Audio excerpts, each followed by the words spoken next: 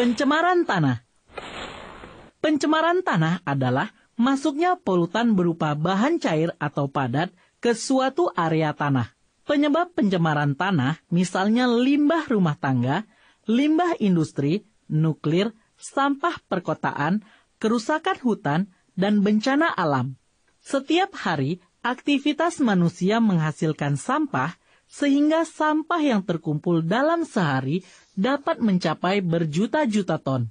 Sebagian sampah, terutama sampah organik, dapat diurai menjadi tanah oleh organisme saprofit dan pengurai. Namun, sebahagian lagi tidak dapat diuraikan, seperti pestisida, deterjen, sisa oli mesin, kaleng, karet, plastik, kaca, dan zat-zat lain yang sulit terurai secara alami.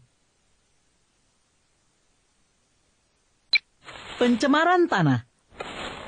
Pencemaran tanah adalah masuknya polutan berupa bahan cair atau padat ke suatu area tanah. Penyebab pencemaran tanah misalnya limbah rumah tangga, limbah industri, nuklir, sampah perkotaan, kerusakan hutan, dan bencana alam.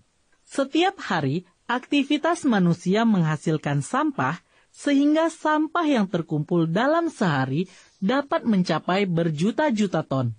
Sebagian sampah, terutama sampah organik, dapat diurai menjadi tanah oleh organisme saprofit dan pengurai. Namun, sebahagian lagi tidak dapat diuraikan, seperti pestisida, deterjen, sisa oli mesin, kaleng, karet, plastik, kaca, dan zat-zat lain yang sulit terurai secara alami. Pencemaran tanah.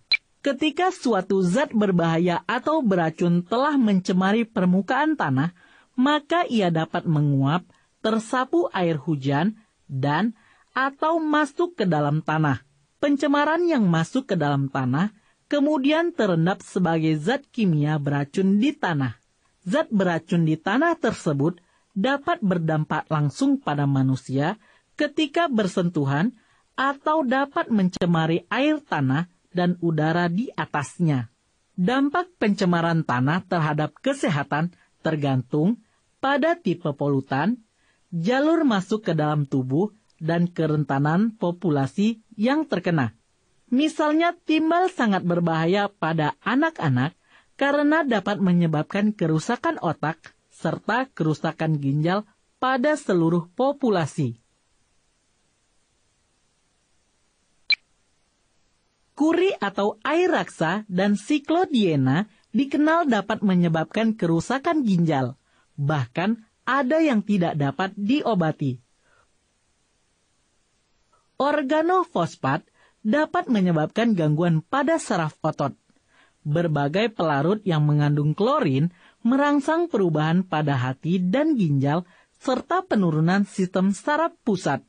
Terdapat beberapa macam dampak kesehatan yang tampak seperti sakit kepala, pusing, letih, iritasi mata, dan ruam kulit. Untuk dapat mengurangi pencemaran tanah, dapat kita lakukan dari kegiatan kita sehari-hari. Poin pertama, jangan membuang sampah sekecil apapun di sembarang tempat. Poin kedua, memisahkan sampah yang mudah terurai dan yang sulit terurai. Poin ketiga, penggunaan pestisida yang sesuai dengan aturan. Poin keempat, menghindari penebangan hutan secara liar. Poin kelima, mendaur ulang sampah-sampah yang masih berpotensi untuk dimanfaatkan.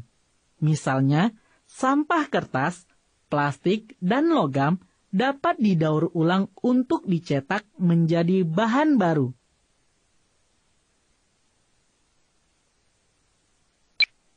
Tahukah kamu apa-apa saja bahan limbah yang masih dapat didaur ulang atau dimanfaatkan kembali? Untuk mengetahuinya, perhatikan tabel pemanfaatan berbagai limbah melalui proses daur ulang. Limbah bahan organik dapat dibuat kompos untuk pupuk tanaman. Karet, pakaian bekas, dan plastik dapat dihancurkan untuk dimanfaatkan sebagai bahan pengisi atau sebagai bahan isolasi.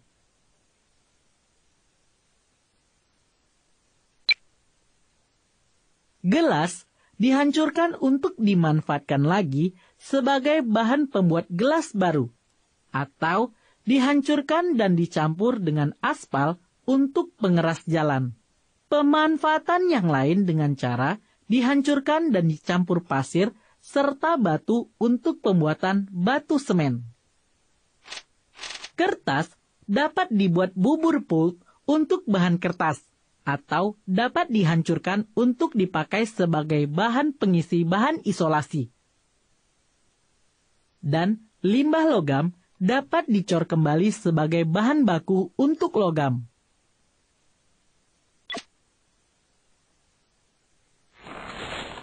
Penebangan hutan. Penebangan hutan hingga saat ini masih terus dilakukan. Dampak positifnya, batang kayu yang ditebang dapat dimanfaatkan untuk membuat rumah, kertas, perabotan rumah tangga, pagar, kapal, dan sebagainya. Lalu, mengapa dikatakan penebangan hutan sebagai penyebab terjadinya gangguan ekosistem? Hutan memiliki fungsi ekologis, yakni mengatur suhu lingkungan, mengatur cadangan air, dan mencegah erosi, sebagai tempat perlindungan dan perkembangbiakan berbagai satwa liar, menghasilkan buah dan kayu sehingga mendatangkan devisa negara, menyediakan oksigen dan produsen bagi kehidupan, serta sebagai paru-paru bumi. Penebangan hutan berarti populasi tumbuhan berkurang. Jika tumbuhan tidak ada, maka tanah yang mengandung humus akan terbawa aliran hujan. Tanah pun akan menjadi tandus karena tidak ada lagi tanah humusnya, sehingga menyebabkan terjadinya banjir dan tanah longsor, karena tidak ada lagi pohon-pohon yang menahan air. Kasus lain, jika hutan dirusak atau ditebang, maka kadar karbon dioksida di bumi meningkat sehingga suhu bumi semakin panas. Akibatnya, terjadi perubahan iklim global, banjir, badai topan, dan bencana alam. Selain itu, dampak negatif yang ditimbulkan akibat penebangan hutan adalah hewan-hewan yang di hutan akan masuk ke perkampungan warga, karena mereka tidak punya tempat lagi untuk mencari makan. Mereka akan merusak perkebunan untuk mendapatkan makanan. Dampak kerusakan hutan terus berantai. Setiap musim hujan menyebabkan terjadinya banjir, tanah longsor, dan erosi yang menelan korban jiwa.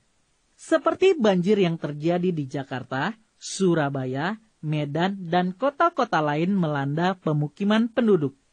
Biasanya, banjir ini disertai munculnya penyakit muntaber, perut, dan pernapasan. Artinya, dampak penebangan hutan tidak hanya merusak lingkungan hutan, namun juga memberikan dampak yang menyengsarakan rakyat. Tentunya, keadaan seperti ini tidak kita inginkan. Maka, untuk menanggulangi masalah tersebut, sebaiknya jangan menebang hutan secara berlebihan, namun melakukan penanaman bibit-bibit baru pada daerah yang baru ditebang, dan melakukan reboisasi pada lahan-lahan yang tidak berpohon.